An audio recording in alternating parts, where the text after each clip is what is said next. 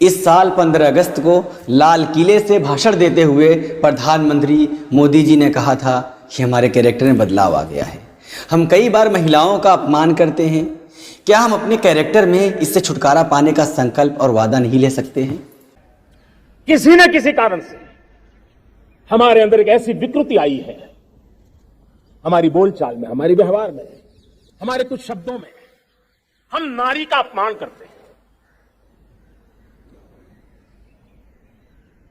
क्या हम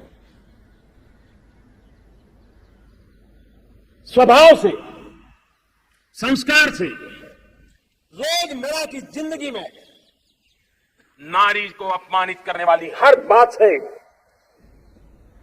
मुक्ति का संकल्प ले सकते हैं? मोदी जी प्रधानमंत्री होने के नाते कैरेक्टर में सुधार के इस तरह की अपील कर सकते हैं, लेकिन यह मुद्दा सोचने लायक है कि उनकी निगाह में किस तरह का कैरेक्टर अपमान की लिस्ट में आता है। किन महिलाओं के अपमान से मोदी जी को ठेस पहुंची थी? ऐसा कौन सा बड़ा मामला 15 अगस्त के आसपास हुआ था जिसकी वजह से उन्हें नारी शक्ति के सम्मान की बात अपने आज़ादी दिन के भाषण में करनी पड़ी? क्या उनके इस लेक्चर से देश में महिलाओं का अपमान होना रुक गया? क्या बेटियां सुरक्षित हो पाई? अगर उनका लेक्चर असरदार रहा तो वह जमीन पर क्यों नजर नहीं आता? और अगर उसका कोई असर नहीं हुआ तो क्या मोदी जी को एक मजबूत प्रधानमंत्री कहा जा सकता है?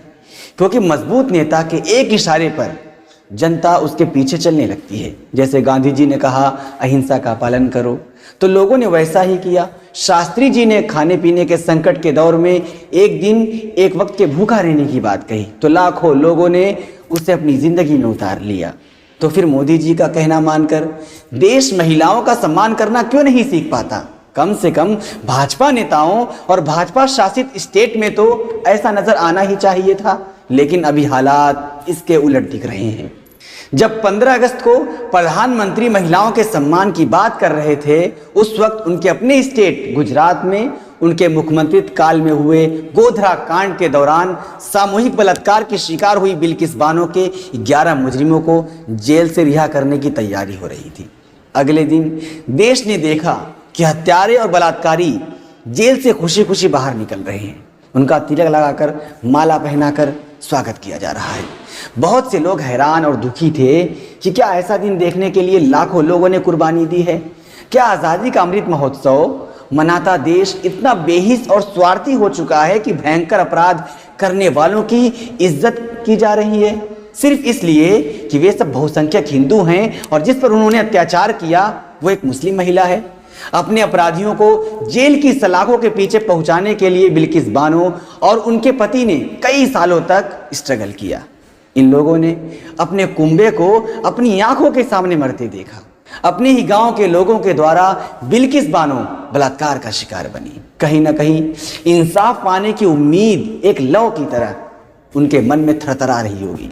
तभी वे न केवल जिंदा रही बल्कि सारी कोशिशों के साथ इंसाफ की लड़ाई भी लड़ी। लेकिन 15 अगस्त 2022 को वे भी इस देश में किए जा रहे इंसाफ से मुकम्मल मायूस दिखी। बिल्किस और उनका लड़ाई में साथ दे रहे लोगों को यह समझ ही नहीं आ रहा था कि आखिर बलात्कार और हत्या में सजा काट रहे लोगों को रिहा कैसे किया जा सकता है। इसे लेकर याचिका देश की सुप्रीम कोर्ट में दाखिल की गई और वहां सुनवाई के दौरान गुजरात सरकार ने जो हकीकत सामने रखे हैं वो और ज्यादा हैरान करने वाले हैं। गुजरात सरकार ने सुप्रीम कोर्ट में बताया कि उसने बिल्किस बानो मामले में 11 मुजरिमों को उनकी 14 साल की सजा पूरी करने पर रिहा करने का फैसला किया, क्योंकि उनका कैरेक्टर अच्छा पाया गया और यह केंद्र सरकार की मंजूरी के बाद किया गया। सरकार ने छूट देने के लिए 7 अधिकारियों की राय पर विचार किया। गुजरात सरकार ने याचिकाकर्ताओं का विरोध करते हुए यह भी कहा कि याचिका न तो कानून में चलने काबिल है और न ही हकीकत पर डिपेंड है। सरकार का मानना है कि याचिकाकर्ताओं के पास सजा से छूट के आदेशों को चुनौती देने का कोई अधिकार नहीं है। इस तरह के जवाब से समझ आ जाता है कि देश में अल्पसंख्यक, वंचित और गरीब तबके पीड़ितों के लिए इंसाफ की संभावनाओं को कैसे खत्म किया जा रहा है। मान लिया कि जेलों को सुधार घर की तरह मानना चाहिए, लेकिन क्या गुजरात की जेलें इतनी अच्छी हैं कि वहां रहकर बलात्कार और हत्या के मुजरिमों का कैरेक्टर अच्छा हो जाए? जिन लोगों को बलात्कारियों के कैरेक्टर में अच्छाई नजर आने लगी, क्या उन लोगों ने कभी बिल्किस बानो के दर्द के बारे में सोचा? खुद सामूहिक बलात्कार की भयंकर दर्द सहना, फिर अपने अजन्मे बच्चे को खोना, अपनी आंखों के सामने अपनी मासूम बच्ची को बुरी तरह कत्ल होते देखना, अपनी मां समेत कई रिश्तेदारों की बेरहमी से हत्या होते देखना, क्या ये सब बर्दाश्त करना आसान रहा होगा? पत्थर दिल भी इतना दर्द पर पिघल जाए। फिर ये किस मिट्टी के बने लोग हैं और धर्म की खुराक इन्होंने कितनी ली है कि इन्हें बलात्कारियों में अच्छाई नजर आने लगी। बिल्किस बानो के दोषियों को रिहा करना ही काफी नहीं था कि अब सरकार को इस बात पर भी आपत्ति है कि इस आदेश के खिलाफ कोई याचिका कैसे दायर कर सकता है। इसलिए वो अदालत में कह रही है कि याचिकाकर्ताओं के पास चुनौती देने का कोई अधिकार नहीं है। वैसे सरकार ने यह भी कहा है कि फैसला केंद्र सरकार की मंजूरी के बाद लिया गया है।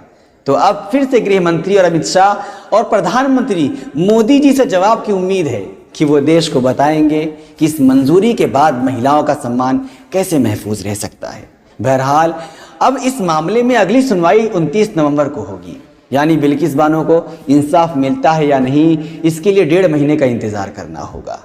तब तक गुजरात चुनाव मुकम्मल हो जाएंगे और आप भाजपा को जिता देंगे, क्योंकि आपको इंसानियत के दर्द से क्या फर्क पड़ता है। आपको तो अपना धर्म प्यारा है। तो लगे रहिए और दीजिए मुझे इजाज़त।